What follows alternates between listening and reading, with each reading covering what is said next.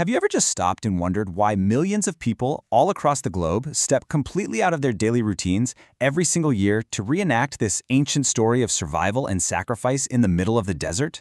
Well, welcome to today's Explainer, where we're going to explore the massive global phenomenon that is Eid al-Adha. We are going to break down the history, the theology, and the really vibrant modern practices that keep this ancient story so alive today. Okay, let's dive into this. Here is our roadmap for today. First, the Festival of Sacrifice. Second, its origins with Ibrahim and Ismail. Third, the theological mystery of the sacrificed son. Fourth, the modern practice of Qurbani. And finally, the Eid prayer rituals. Starting off with Section 1, the Festival of Sacrifice, a global phenomenon. To truly grasp what this is, we kind of have to look at the macro stage first. You might actually be a bit more familiar with Eid al-Fitr, which is the holiday that marks the end of Ramadan. While that one is obviously incredibly important, it's traditionally known as the smaller Eid. Today, our focus is the greater Eid, Eid al-Adha. It's intrinsically linked to the culmination of the Hajj pilgrimage in Mecca, and it ties millions of people worldwide together in this massive shared period of devotion. So when exactly does all this happen? Well, Eid al-Adha always falls on the 10th day of Dhul Hijjah. That's the 12th and final month of the Islamic lunar calendar. But here's a really interesting piece of trivia that explains why the date seems to jump around on your regular calendar. You see, the lunar year is about 11 days shorter than the solar Gregorian calendar we use in our everyday lives. Because of that, the date of Eid al-Adha actually shifts backward by about 11 days every single year. So the date is a moving target for much of the world, but perfectly fixed on the 10th day if you're following the lunar cycle. Let's move to Section 2, Origins, Ibrahim and Ismail, the historical anchor. To really get this, we've got to ride the ripple of time all the way back to a dramatic, incredibly high-stakes story in the ancient Arabian desert. It all anchors on the Prophet Ibrahim. According to the foundational texts, he's commanded by God to leave his wife Hajar and his nursing son Ishmael in a completely barren, uncultivated valley. I mean, there was no food, no trees, literally no water. As he walks away to leave them, he recites this powerful invocation. "O our Lord, I have made some of my offspring to dwell in a valley with no cultivation." He was trusting entirely in divine command, leaving his family in what was essentially a lifeless landscape. What happens next is just a sheer test of survival. The food and water run out almost immediately. Hajar, absolutely desperate and watching her child toss in agony from thirst, tucks up her robe and climbs Mount Safa looking for help. Seeing no one, she runs in intense distress across the valley to Mount Marwa. She repeats this frantic sprint between the two mountains 7 full times. Finally, completely exhausted, she hears a voice. An angel appears and digs the earth to reveal the miraculous Zamzam spring. She scoops the water up to save her son. And you know, this very spring is what brought wandering tribes to settle the area, literally laying the historical foundation for the great city of Mecca. Which brings us to Section 3, Identifying the Sacrificed Son, a theological mystery. So, years after that early survival story, another huge test of faith comes up. Ibrahim experiences a recurring dream, which, in the context of prophethood, is interpreted as a direct divine revelation, commanding him to sacrifice his own son. But here's the fascinating layer to all this. The original Quranic text detailing this specific event actually leaves the exact identity of the son somewhat ambiguous at first glance. So the big question is, who is actually placed on the altar? This question sparks a really fascinating historical and theological discussion between two key figures, Ishmael and Ishaq, also known in English as Ishmael and Isaac. Now, if we impartially look at this purely through the lens of Islamic texts and scholarly analysis, there's a really rich debate exploring the arguments surrounding these two sons and who was actually at the center of this ultimate test. Now, what's really interesting about this is how the highly renowned Islamic scholar Ibn Kathir methodically breaks it down. He presents several textually grounded arguments pointing to Ismail as the sacrificed son. First off, Ismail was the firstborn and, crucially, Ibrahim's only child at the time of the event.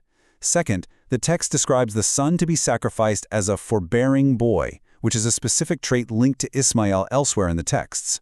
Third, angels later brought the glad tidings of Isaac's birth, including a promise that Isaac would grow up and have a son named Jacob.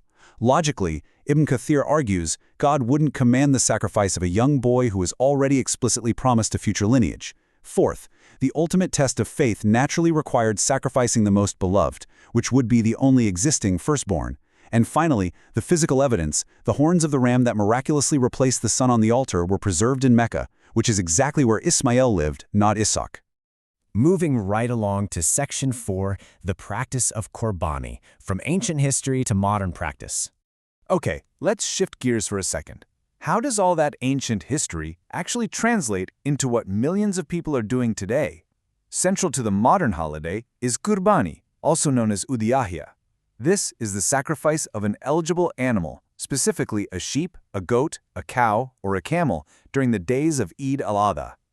It's a direct, physical reenactment of Ibrahim's willingness to sacrifice his own son in absolute obedience to God, right before God mercifully substituted the child with a ram. For Muslims, this isn't just about the animal. It's a really profound act of worship, devotion, and historical remembrance. And this brilliantly illustrates the social genius of the practice, because it's literally built right into the math. The meat from the sacrificed animal isn't just kept by the person who bought it. It's purposefully and strictly divided into 3 equal portions. 1/3 goes to the immediate family, 1/3 to relatives and friends, and the final third is entirely reserved for the poor and those in need. It's this beautiful, built-in system of compassion, charity, and community bonding. It ensures that the most vulnerable members of society are guaranteed a feast and get to partake in the joy of the holiday totally irregardless of their financial status. And finally, Section 5, the Eid prayer rituals, congregation, and celebration. So that brings us to the communal celebration itself, and the unique mechanics of how millions gather to pray on this exact morning. The Eid prayer, known as Salat al-Eid, is quite a bit different from regular daily prayers.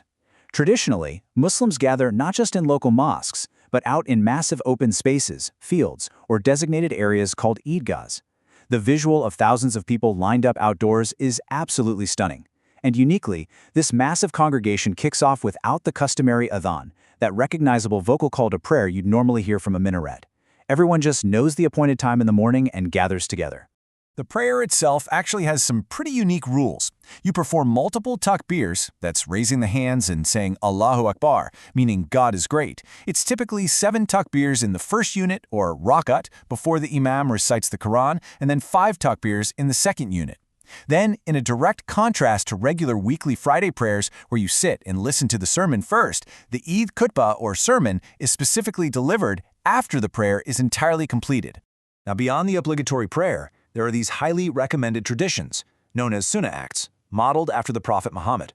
And they add so much amazing vibrancy to the morning.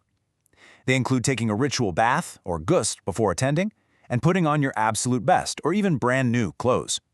Specifically for Eid al-Adha, it's actually recommended to wait to eat anything until after you get back from the prayer. Worshippers also recite the takbir out loud on their journey to the prayer ground, and traditionally take a completely different route on their way home. It's a really cool way to maximize chances to spread joy and Eid greetings to as many neighbors as possible.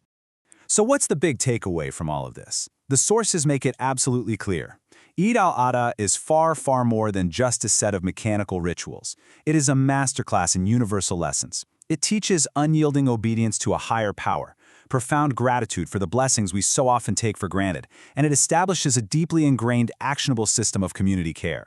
The meat, the prayers, the gatherings, they're all physical manifestations of the core idea that true sacrifice really does begin, first and foremost, in the heart. Which leaves us with a pretty heavy question to reflect on as we wrap up today's explainer. Look back at Ibrahim's absolute trust when leaving his family in the barren desert and his ultimate willingness to give up his son on the mountain. If you were asked to give up what you value most in this world for a higher purpose, could you make the sacrifice? It's a massive question, but one that this holiday asks billions of people to ponder every single year. Thanks so much for exploring this deeply fascinating topic with me today, and I'll catch you on the next one.